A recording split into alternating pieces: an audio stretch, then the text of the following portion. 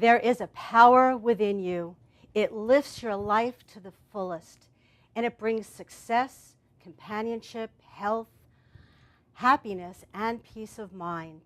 As you tap into this power, it responds to you because this power is within you, and that's why spirituality rocks.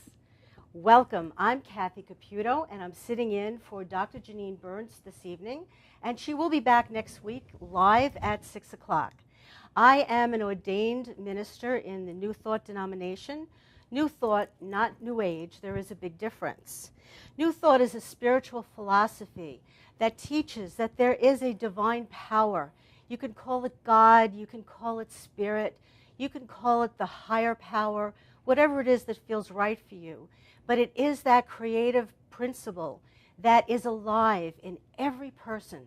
And it responds to us, it reflects back to us our thoughts, our feelings, our attitudes, and even our words.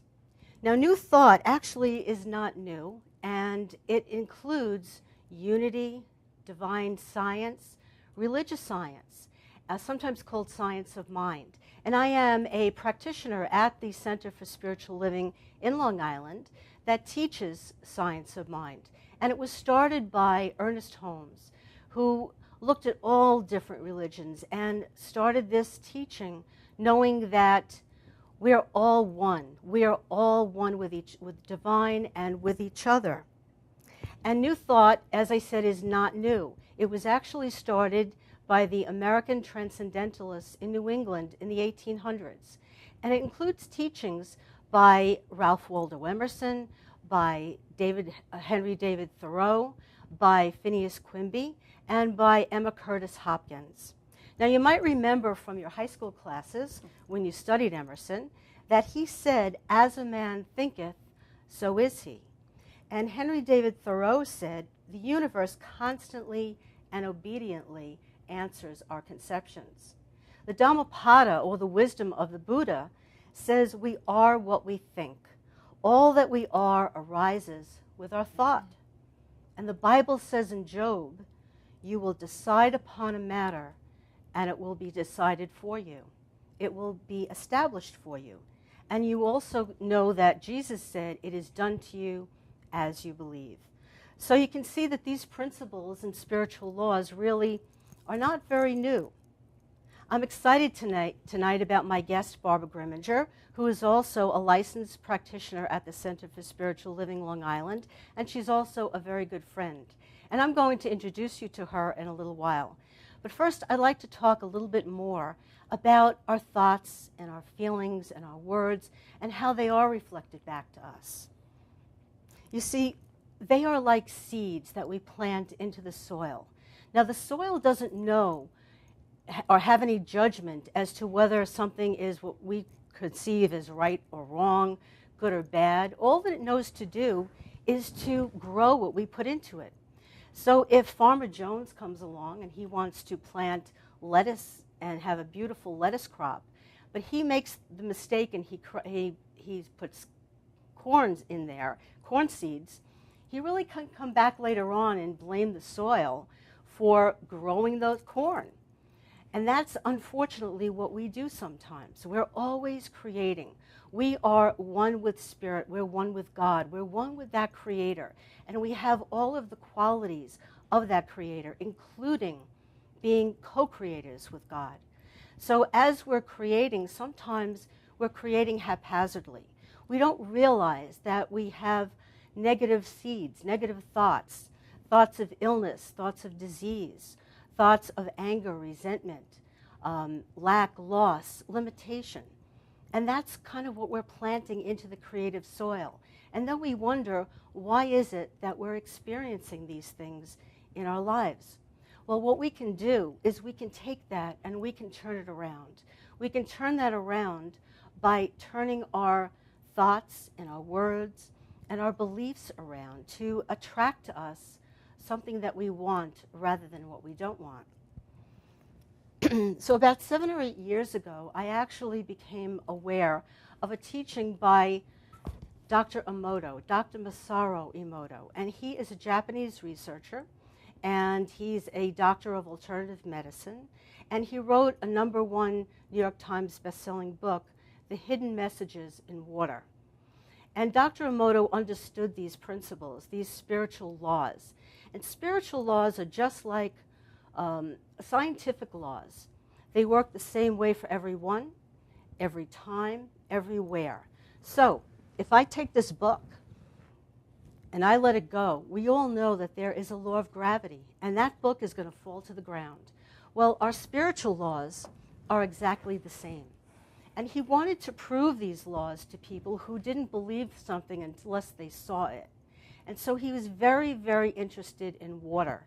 And he believed that water, like the universe, responds to us and mirrors back to us our thoughts and our beliefs and our words.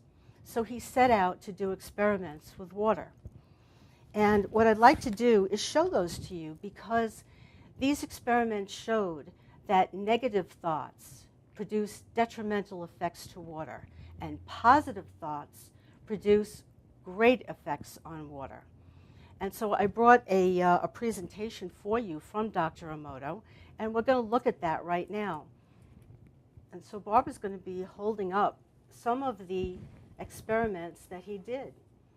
So the first one actually is a book by Dr. Emoto, and it is The Hidden Messages in Water.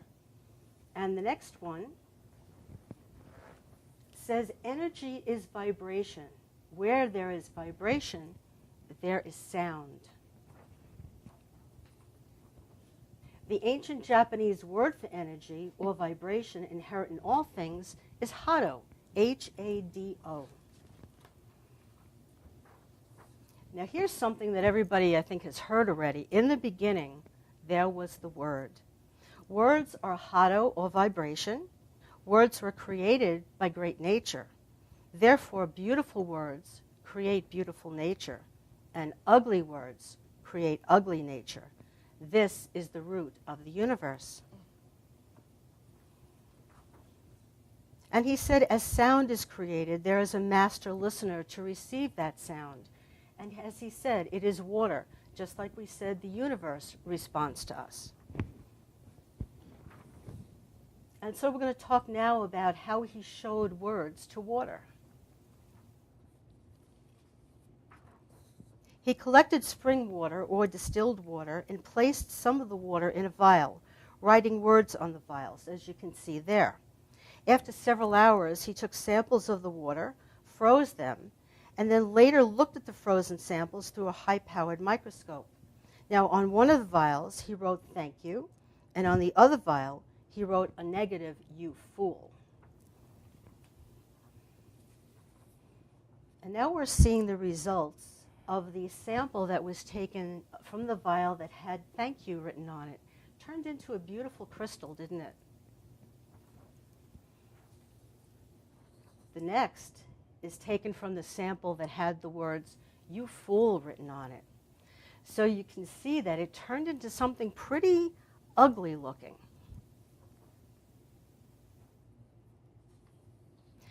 Now, we all know that we are made of 70% water. So if these words can turn water into something ugly looking or something that's beautiful, we know that those words can be affecting us also and our bodies. So let's concentrate now on something that is positive. So the next one is love for humanity.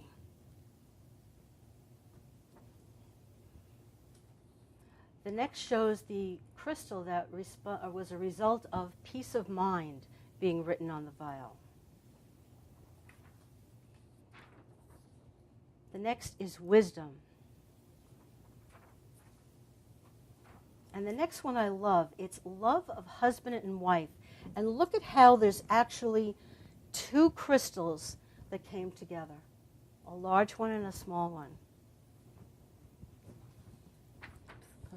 And the next is family love, and it's growing. You can see now that there's 3 crystals. The next is self-love, very, very important to know that we're made of spirit, and that as we love ourselves, we're showing that love to spirit. The next is sincerity.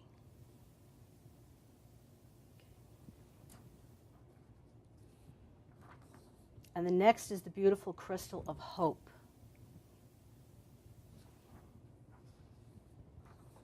And now Dr. Emoto says it's not only what we say, but also how we say it. So this is what resulted when the words "do it" was written on the vial. And the next is "let's do it." So you see the difference in something that has a spirit of cooperation rather than just a command. And we see this all the time, how you can say something one way and then have a different tone and people will take it differently. And the next is the beautiful crystal of love and gratitude. And this is the crystal that Dr. Emoto and I think is the absolutely most beautiful crystal, because those two words together are very, very powerful. And we're going to be talking about those two words a little bit later. So you can see that Dr. Emoto's work is very, very important, and that it's important for us to keep our thoughts, our words, our attitudes, and our beliefs positive and life-affirming. Now you might be wondering how Dr. Emoto conducted these experiments. And so I have a video that actually shows one of the experiments that he did, in that he took spring water. He collected spring water. He brought it back to the lab. They froze it. And now you're also going to see how one of the crystals actually appears.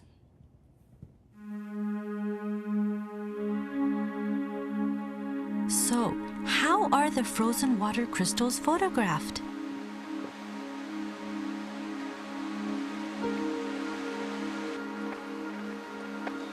We begin by collecting a sample of the water that we want to observe.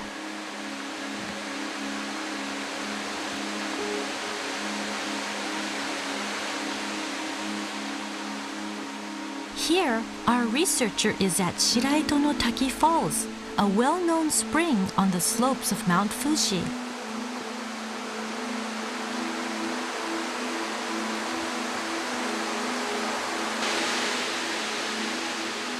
The tremendous amount of water that precipitates on Mount Fuji travels through the mountain as groundwater.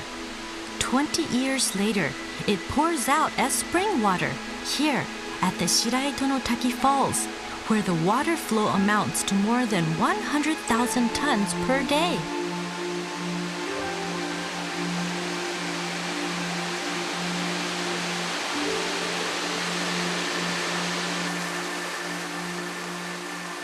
Water gushing forth relentlessly from the cliff.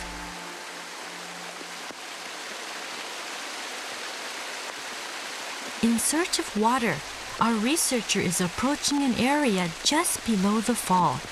He is filling the container with fresh water.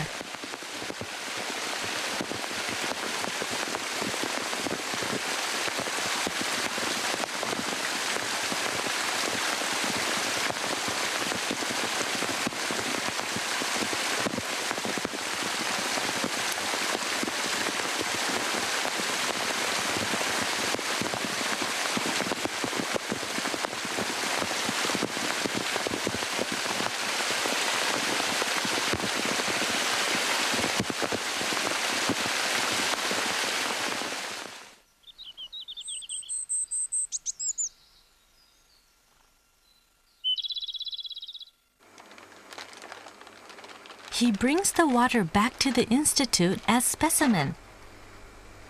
First, he taps the bottom of the container to activate the water. Then, he squirts 1 milliliter of water onto each petri dish.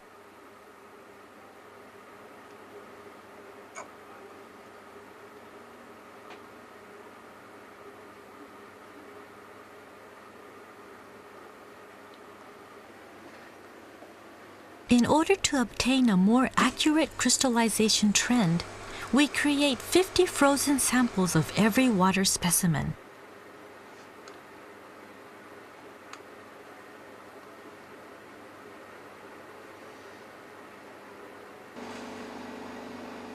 The Petri dishes are placed inside a freezer in the laboratory and frozen at minus 25 degrees centigrade.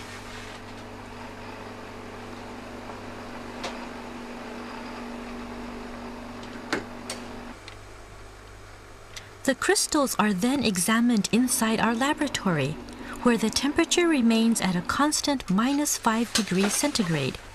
3 hours later, we examine the tip of each ice block by illuminating it under a microscope. The crystals start to grow and expand as the temperature of the ice tip rises under the microscope. Usually, however, of the 50 ice blocks that we have to work with, only a few reveal their beautiful hexagonal crystals on camera. What kind of crystal will the water from Shiraito no Taki Falls show us?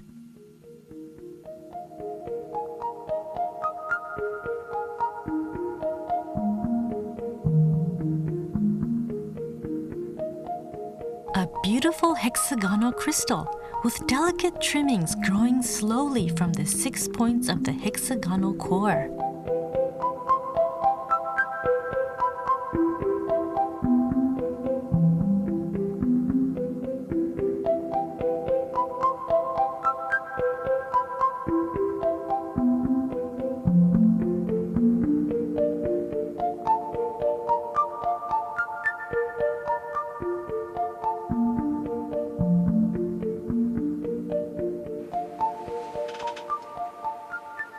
In one quick moment, our researcher identifies a sparkle and photographs it, all within minutes, while the crystal continues to grow and expand before it returns to its liquid state.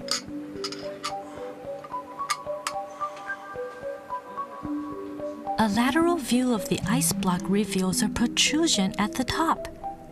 That is because rather than growing two-dimensionally, water crystals grow three-dimensionally from the center of the core out.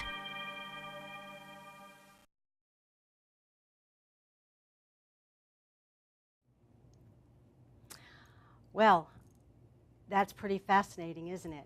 I actually studied with Dr. Emoto and I became certified in his work. And he continues to write books, and you might want to look at some of his books because he has a lot of the pictures of the water crystals that he's photographed over the years. So I think it's time for a commercial break right now, and we'll be back with my guest, Barbara Grimminger. And stay tuned because we're going to be talking about how we can take those negative thoughts and words and turn them around so that we attract only those positive experiences that we want. See you in a little bit.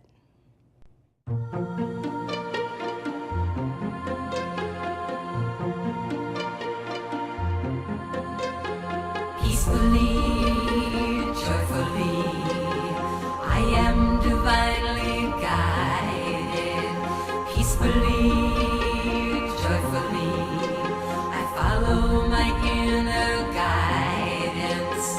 Peacefully, joyfully, I am divinely. Hey, I'm Tom Mealy from the Harrison Law Group. You know, soft tissue injury, that's no joke. This is what we do. We're not new at this game. Don't waste valuable time going to firms who don't get it and can't do it. Call 1-800-INJURY-LAW.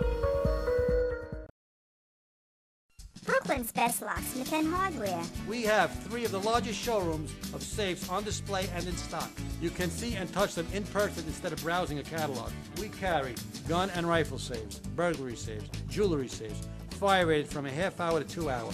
Famous name brands. We sell Gardol. We sell AMSAC. The new AMSAC touchscreen. If you're ever in need of a safe, think Brooklyn's best locksmith and hardware. Right, Lockie?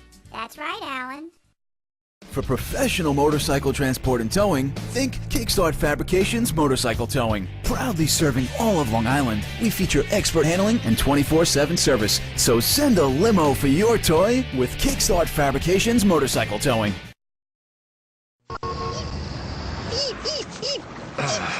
Ray, I don't know. Are you sure clicking this thing will get us online? Well, try dragging it. Faster. You're just a mouse click away from a better way to rent movies. Blockbuster Total Access. Movies through the mail plus movies through the store. One low price. Here's the problem. We forgot to plug it in. Oh! Don't even think about it! Get a free trial at your Blockbuster store or Blockbuster.com.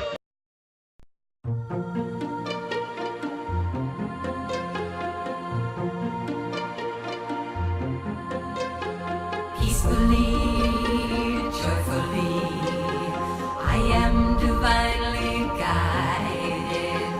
Peacefully, joyfully, I follow my inner. Welcome back to Spirituality Rocks. I'm Kathy Caputo, sitting in for Dr. Janine Burns, who will be back next week live. And it's my pleasure to introduce to you tonight Barbara Grimminger, my friend and practitioner, Barbara Grimminger. Hi, Barbara. Hi, Kathy. Rev.Kathy. Welcome. Thank you for having me. I'm very excited to be here. Good. And honored, really. And I would like to acknowledge Reverend Janine for just a quick minute, just to acknowledge how grateful I think we all are that she is so tirelessly and creatively out there thinking of new ways to bring new thought to people. Absolutely. And help people find that healing or find that answer or whatever it is and get excited about it. You know, she does her prayer work and says, focuses on enthusiasm, and it's so catching. So, but really, thank you for having me. It's really, it's my honor. So glad you're here with me. So Barbara, tell us a little bit about how you got into this teaching, how you got into New Thought. Right, okay. Well, honestly, when I came upon this teaching, I like to say that this teaching found me because I was totally without religion or spirituality at the time. I was raised in a traditional Christian religion, Catholic, and from a very young age, I just didn't agree with what they were telling me about God, so just drifted away from it. And I didn't miss it. I didn't realize that there was a void in my life. But I just presume that something in the universe responded to my consciousness and led me right to religious science. I took my son to a toddler reading group at a bookstore. He was totally not interested in reading. He wanted to run around the store, and he led me right to the Science of Mind magazine. And at the time, the caption was, "Change your thinking, change your life." So that intrigued me, the caption on the cover. That intrigued me. I opened it up, and back then they had an opening paragraph which said, "We live in an intelligent universe which operates according to spiritual laws. And by cooperating with these laws, we can create the life we desire." And while they didn't use the word God, it really just resonated with me. It just said to me, this is the truth. And I picked up the magazine, brought it home, and then shortly thereafter began attending services at what's now the Center for Spiritual Living, began taking classes, and I found that it really filled a need that I didn't know I had at the time. It's a very reassuring and empowering teaching. Absolutely, so, it is. Yeah, it really is. Yeah. Can you tell me a little bit about how it's helped you in your life?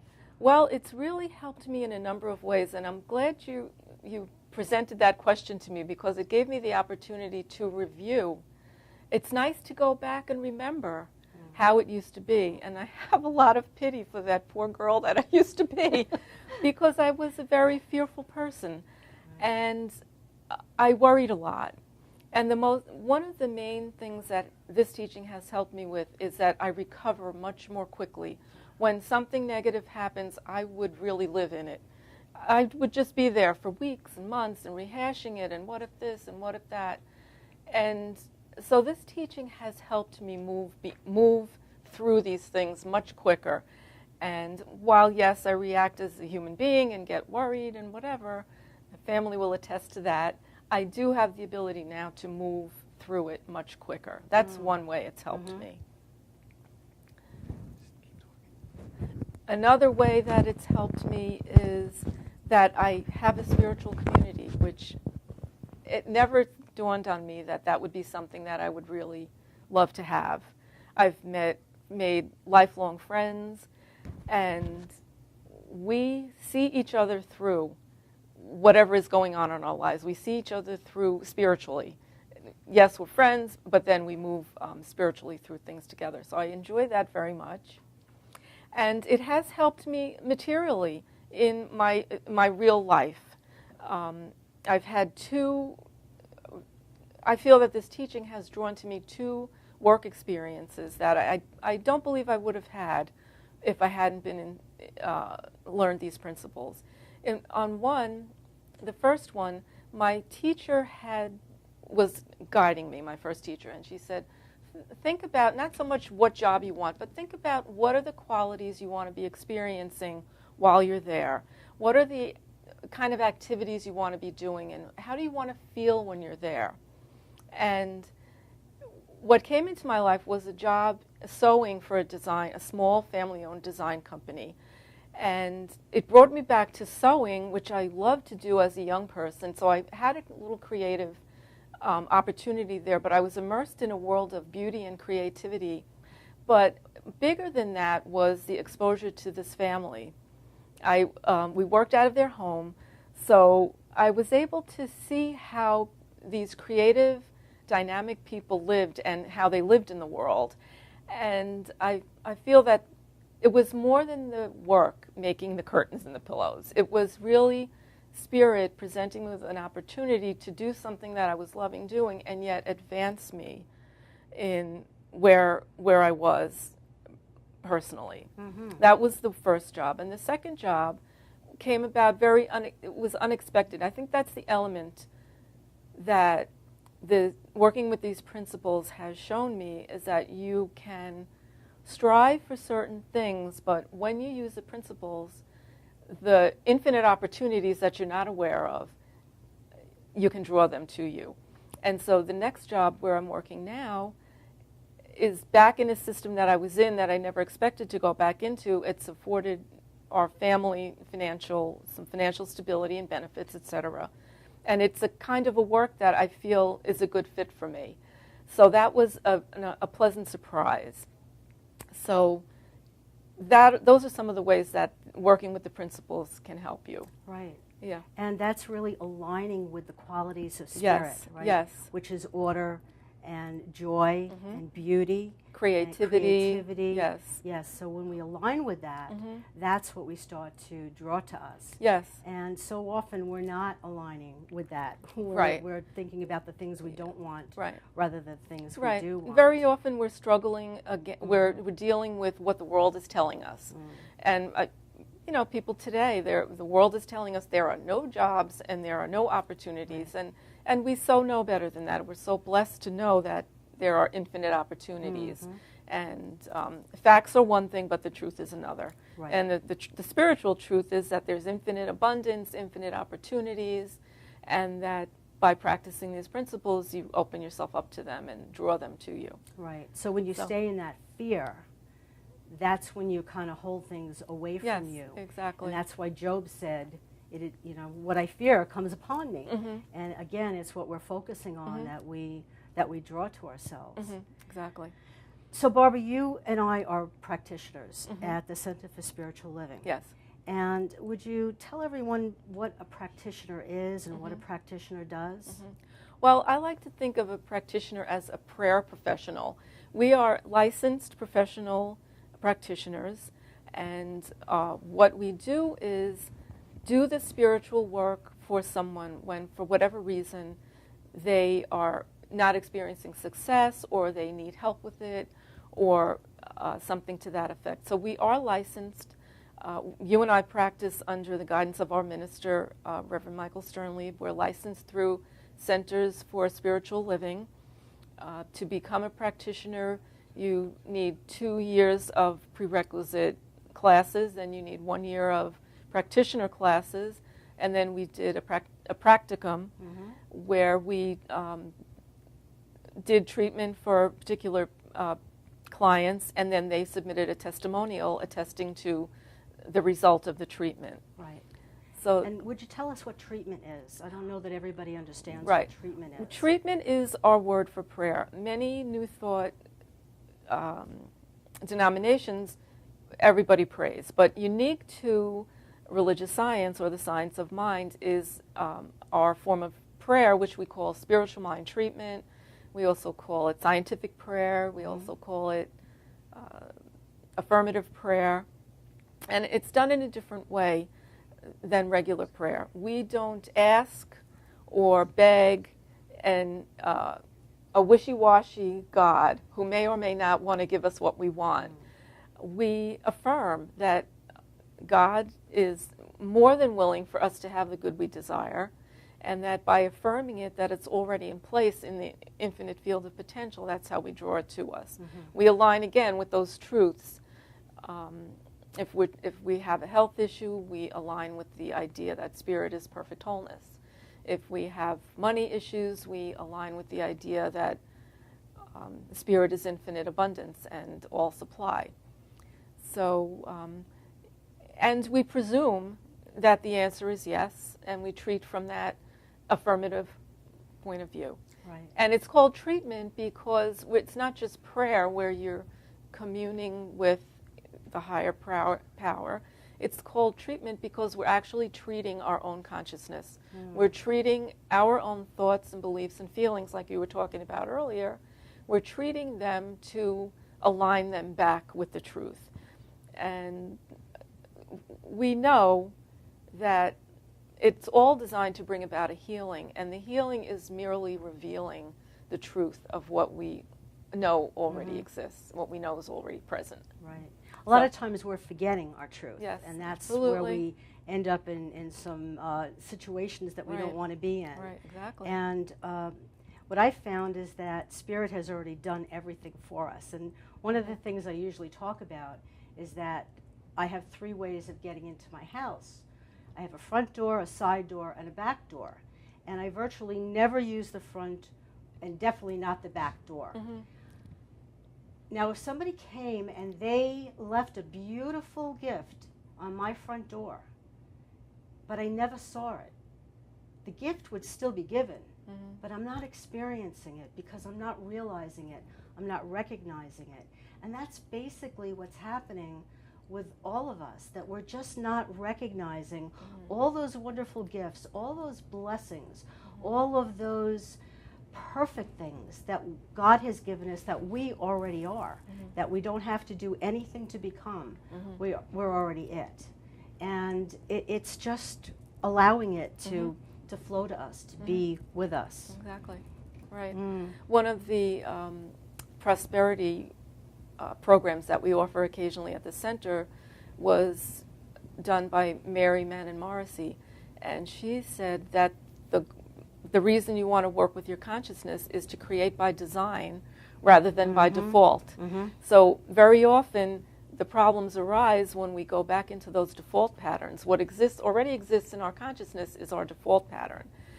But we have the ability to change that pattern and create by design. So I thought that was a great differentiation. Absolutely, absolutely, yeah. And a lot of times we're creating not knowing what we're creating, because there's been things that we've been told, maybe when we're children, by very well-meaning people, that we've taken as our truth, but they're not our truth. They might be real for someone else, but we don't have to take them. But when we're children, we listen to our parents, we listen to our teachers, we listen to our aunts and uncles, and now even as we're older, we listen to the television and the news, and we don't realize that our subconscious mind, which is the builder of our lives, which is that soil that we're always planting our seeds into, doesn't know the difference between what we perceive is right or wrong or good or bad. And there's sometimes a program running in the background that we don't even realize is happening.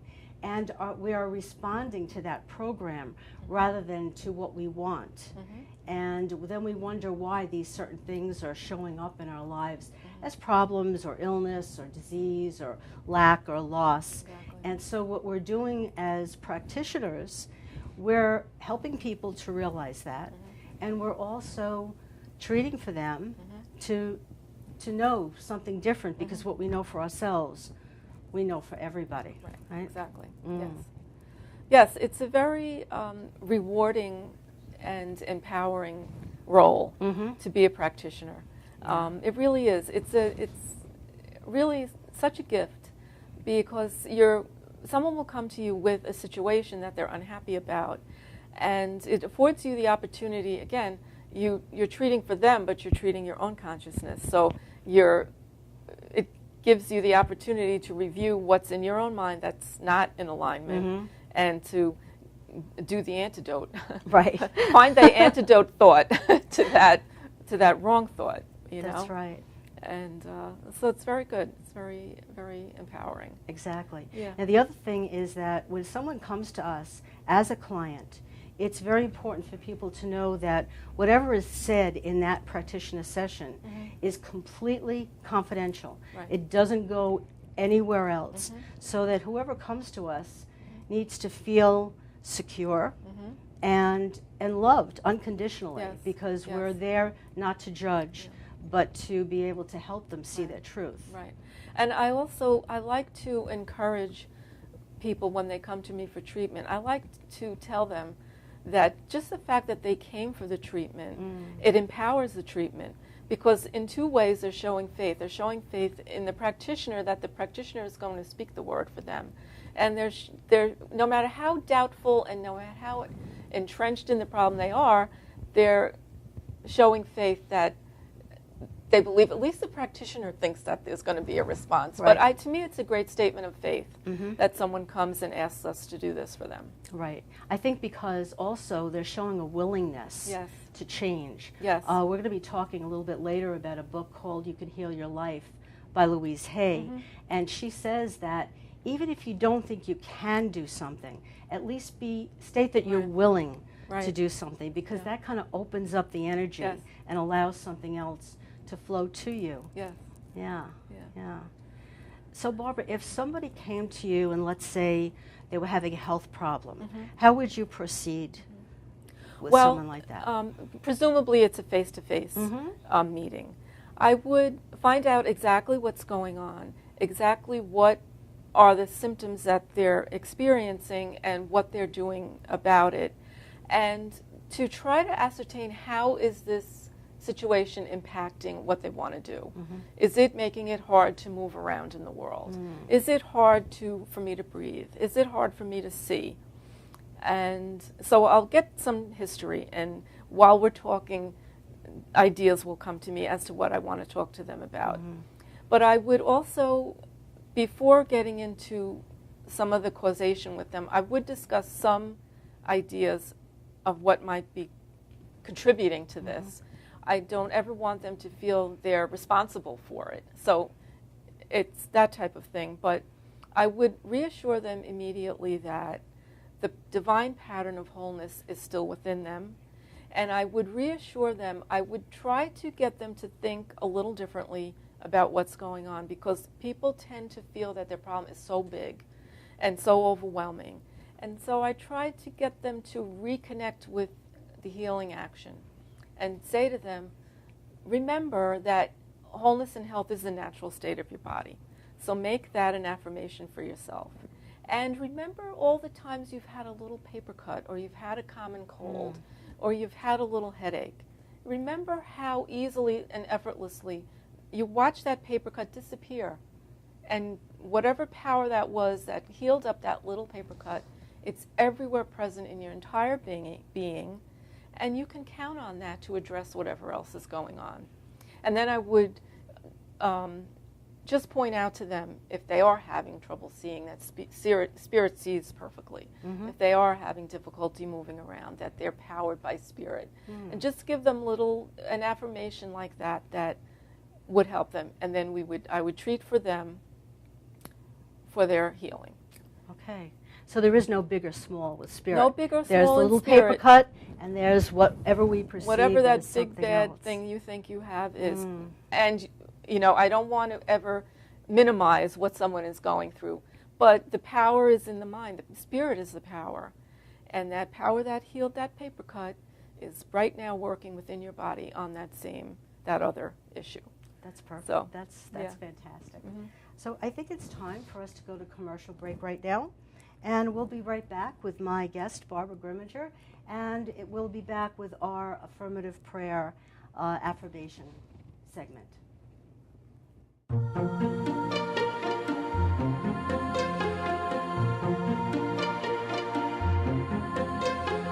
Peacefully, joyfully, I am divinely guided. Peacefully, joyfully, I follow my inner guidance. Peacefully, joyfully, I am divinely. When your cable's on the fritz, you get frustrated. When you get frustrated, your daughter imitates. When your daughter imitates, she gets thrown out of school. When she gets thrown out of school, she meets undesirables.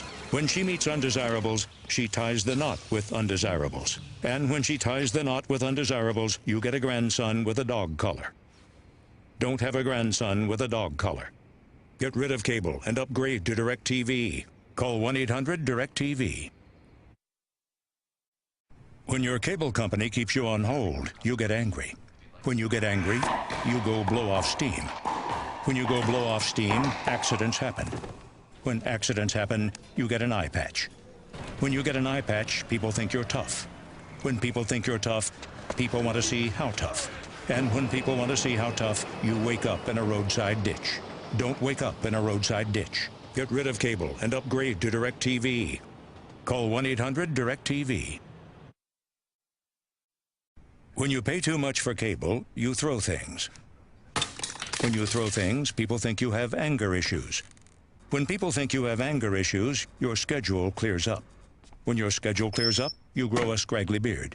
When you grow a scraggly beard, you start taking in stray animals. And when you start taking in stray animals, you can't stop taking in stray animals.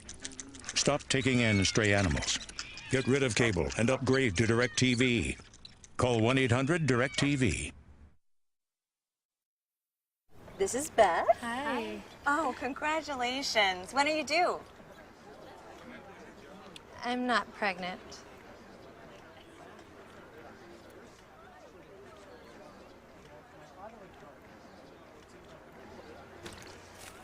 Oh, look at that. Excuse me. You're totally thin. You look very sexy. For life's bleachable moments, all it takes is 3/4 of a cup.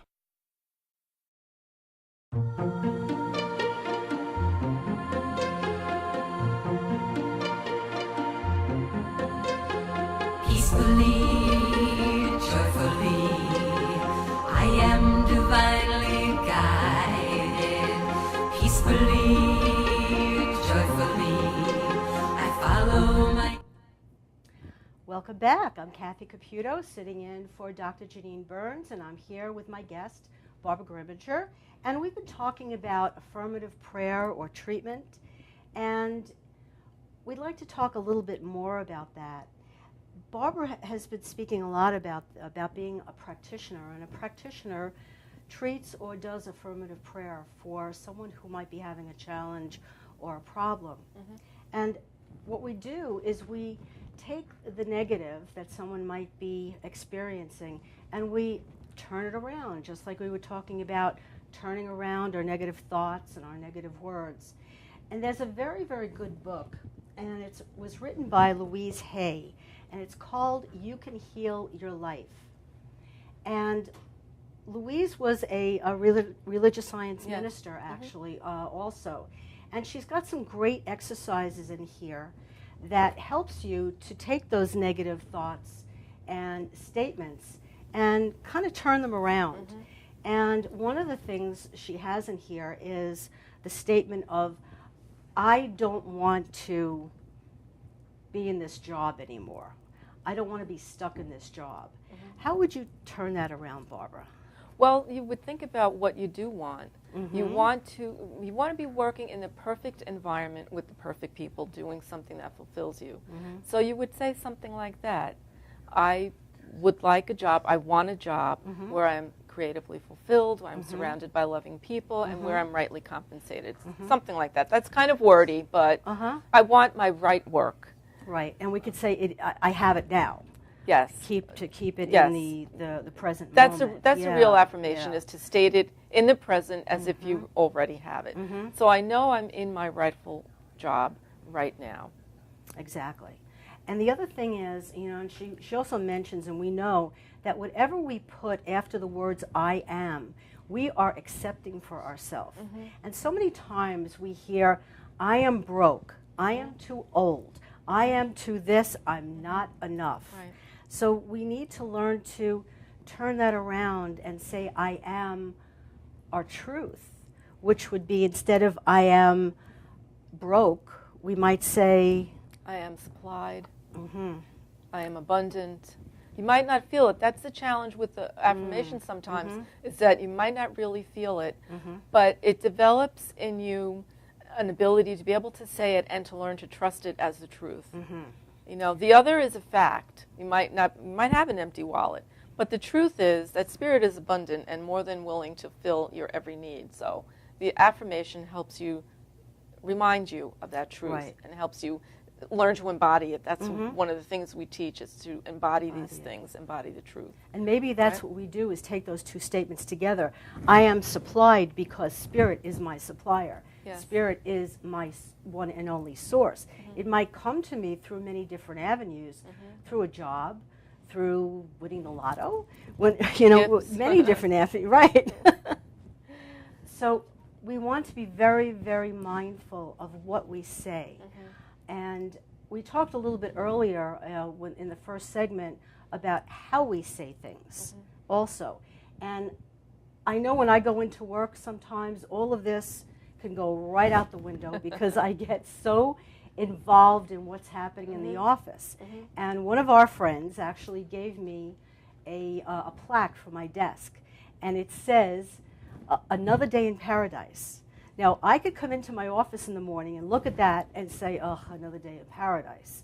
Or I could come in and I can say, oh, another day in paradise. And have in the back of my mind, yeah, I have a job. I have a salary. I work with great people. And think about the good things rather than focusing on whatever stress or whatever else I could be thinking about at the time. So how you say it makes a big difference also. Very true. Yeah. Right. And the I am thing is very important because it's like claiming it. It's holding it to you. And what you say I am, you tend to become. So if you're going to say I am, make it something you want to be. Make it something you want to experience. Right, right. So, yeah. And I noticed that when people use affirmations, like you said, you might just say, like, I am healthy. But you need to understand why you're saying that. You know, that I am healthy because my body is the body of spirit. You know, that there is that intelligence within me that is always moving my body in that whole and perfect way. Right. Now, Louise Hay has, at the end of each one of the sections in her book, she has an affirmative prayer. I'd like to read this one to you because it is talking about building something new. So she says, in the infinity of life where I am, all is perfect, whole, and complete. My life is ever new. Each moment of my life is new and fresh and vital. I use my affirmative thinking to create exactly what I want. This is a new day. I am a new me. I think differently. I speak differently. I act differently. Others treat me differently. My new world is a reflection of my new thinking. It is a joy and a delight to plant new seeds, for I know these seeds become my new experiences. All is well in my world. And so it is. And so it and is. I thought that was a really, really good reminder of making something new out of changing your thoughts and changing your words and your attitudes. So what we'd like to do right now, I'd like to have Barbara say a treatment for us. And you know, there's so many things going on in the world right now. And I think a lot of people are looking for peace of mind, for peace in our world. And so I'd like Barbara to say a treatment for us for peace. Yeah. I'll be happy to do that. I speak this word now for peace, the feeling of peace within and the experience of peace without. There is only one life. It's all there is. It is the one loving presence, the one creative mind, the one power for good and only good, and the one responsive law. It is the one ultimate peace. Spirit is present everywhere, fully and completely, including right here and right now. Therefore, we know we are immersed in an atmosphere of peace. We know that we are created in the image and likeness of God. Every quality of spirit is present, alive, and operating within us. Therefore, we know that within each one is an infinite, untouchable core of peace. We are made free by this knowing. We trust that the infinite peace of the Spirit saturates the universe and indwells every heart. We learn to become quiet and allow the feelings of oneness and harmony well up in us. We open our eyes and ears to see and hear the signs of unity and love around us. There is no conflict, disagreement, or uneasiness that is beyond the healing reach of spirit. Goodness overrides and overwhelms anything unlike itself. We are united in our desire to live in a world that operates from peace and love. Knowing that what we focus on grows, we take the lead. We declare it as already so. We are the vehicle by which spirit makes itself known as infinite peace. What we want for ourselves, we want for everyone. By means of this treatment, we claim for each and all alike a life of freedom, joy, fulfillment, and that peaceful feeling of being at home wherever we are.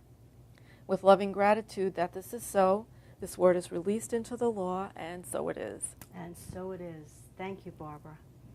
And You're so welcome. it's time for us to take another commercial break, and we'll be right back.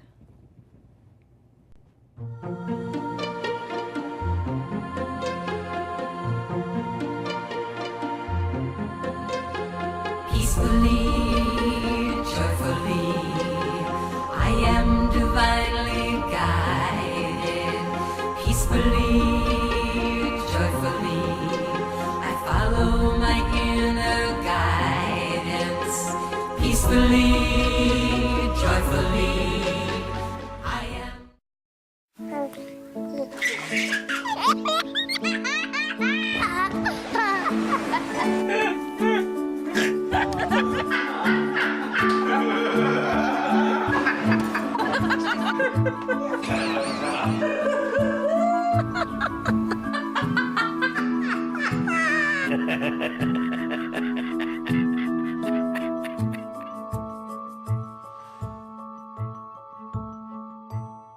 Hey, I'm Tom Mealy from the Harrison Law Group. You know, soft tissue injury, that's no joke. This is what we do. We're not new at this game. Don't waste valuable time going to firms who don't get it and can't do it. Call 1-800-INJURY-LAW.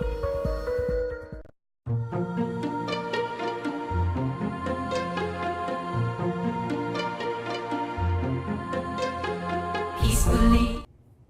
Welcome back. I'm Kathy Caputo, sitting in for Dr. Janine Burns, who will be here next week live. So we're going to have go to another video right now, and it's going to show you an experiment that Dr. Emoto did. And I love that he's included children in this video, and it talks about love and gratitude, as I mentioned before, are the most powerful words. Next, we conducted another experiment, one that involved projecting our thoughts onto water and testing the effects of human thought forms and words.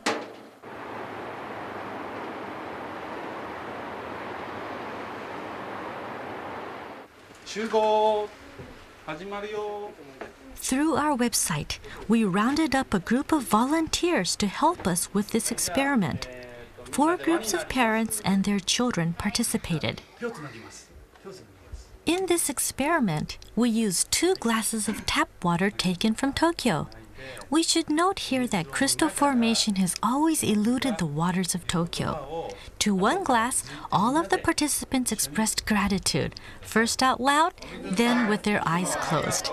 Next, they observed the water for any changes. お水さんを大切にします。お水さんを大切にします。はい。それじゃあ今言った言葉、お水に対する思い、これをみんなで目をつぶって祈ってください。はい、じゃあ目をつぶってください。1分間です。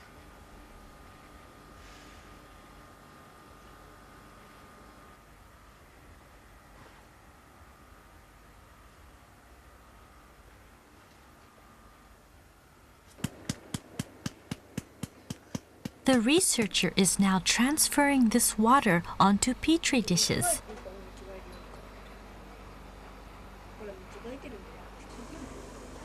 The children look on curiously.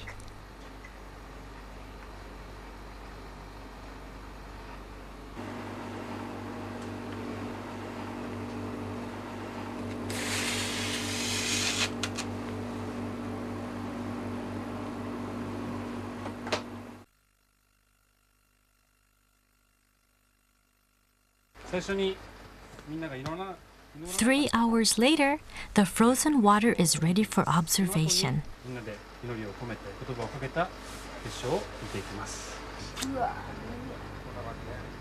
We will start with the water that was left alone. Like so many times before, once again we observed a total lack of beautiful crystal formation in the tap water from Tokyo.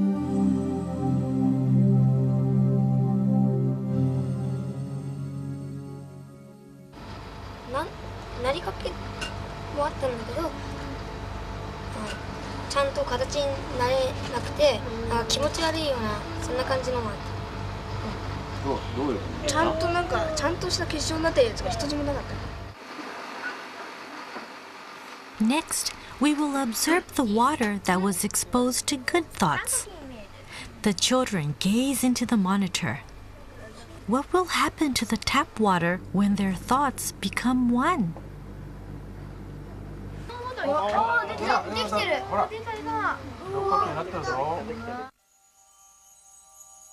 Then, from within the darkness of the microscope, a small crystal appeared and slowly started to grow.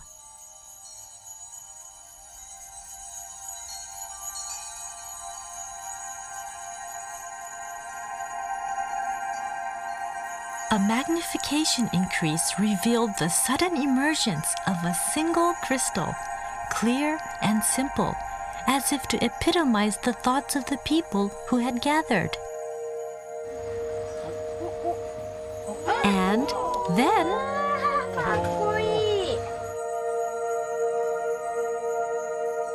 in response to the words and thoughts of the participants, the tap water from Tokyo produced a beautifully balanced crystal.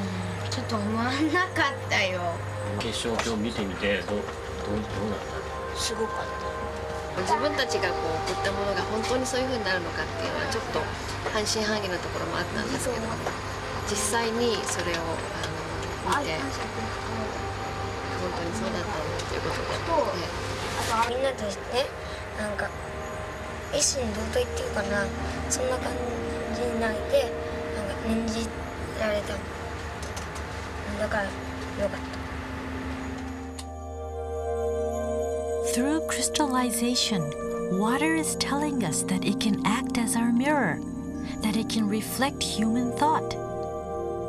Water has the ability to show us what we cannot see. The same water also flows through our bodies and nurtures all life on Earth. Welcome back. I'm Kathy Caputo, sitting in for Dr. Janine Burns. And I'd like to tell you very quickly about her CD, Tunes for Transformation, and you hear them when we're coming back from commercial. That is Dr. Janine. She has great songs on here, and you'll remember the affirmations because of these very, very catchy tunes. Well, I'd like to thank my guest today, Barbara Grimminger. I'm so glad you were here with me today. Thank you so much for having me. It was fantastic. It was great fun. Exactly, exactly. So until next time, when Dr. Janine Burns will be back, just remember that spirituality rocks.